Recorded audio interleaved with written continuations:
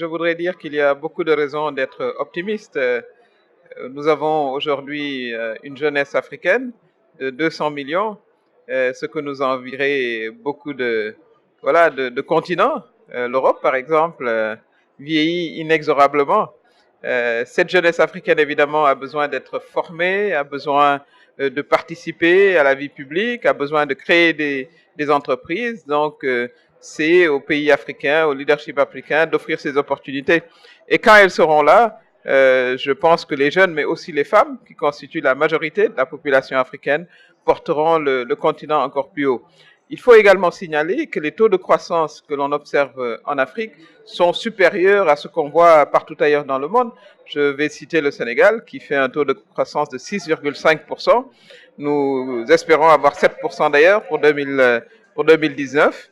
Et tout cela, suscite un optimisme. Évidemment, il y a des défis. Il y a d'abord le défi sécuritaire avec la situation du Sahel, mais il faut également comprendre que si nous coordonnons mieux nos efforts, si les Nations Unies ont un mandat plus robuste, nous sommes capables vraiment d'assurer une sécurité complète, parce que de toute façon, l'Afrique doit avoir sa souveraineté sécuritaire.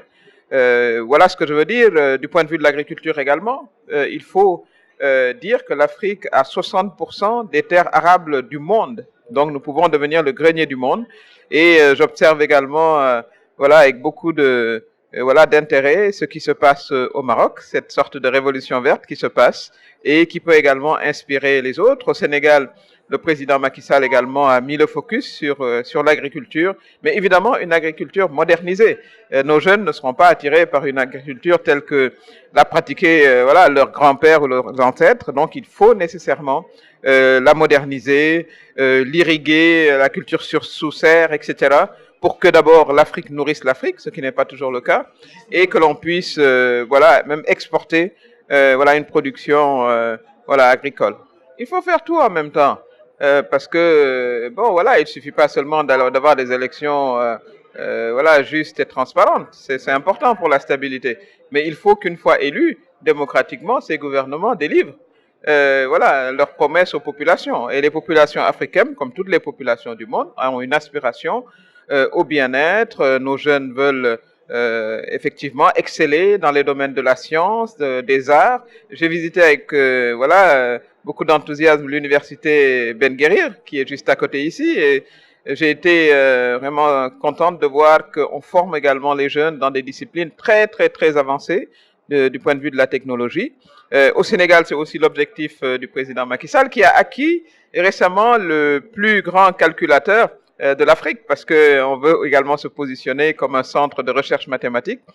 Et voilà ce qui se fait, et c'est important que cela soit communiqué en direction de nos jeunes. Parce que nos jeunes ont besoin de connaître tous les efforts que les gouvernements font pour construire un avenir. Moi, je suis très, très optimiste. Je pense que la dernière frontière de l'économie mondiale, c'est l'Afrique. C'est en Afrique qu'il y a tout à développer, des autoroutes à construire, des hôpitaux à construire, des écoles. Et le capital mondial va se tourner vers l'Afrique. C'est à nous d'assurer une bonne gouvernance pour que ceux qui investissent trouvent un système équitable de justice, ils ont un contentieux commercial. C'est à nous également de former notre jeunesse pour qu'elle puisse saisir les opportunités. Je reste une grande optimiste. L'Union africaine a un grand rôle à jouer. Aujourd'hui, il faut qu'on aspire à être un ensemble comme celui de l'Union européenne. Il y a beaucoup d'efforts qui ont été faits. Nous sommes en train d'unifier nos législations, nos tarifs douaniers, et l'opportunité de la ZLECA va davantage, à mon avis, renforcer l'intégration africaine, avec évidemment des dispositions qui devront être prises pour protéger nos petites et moyennes entreprises et nos industries naissantes.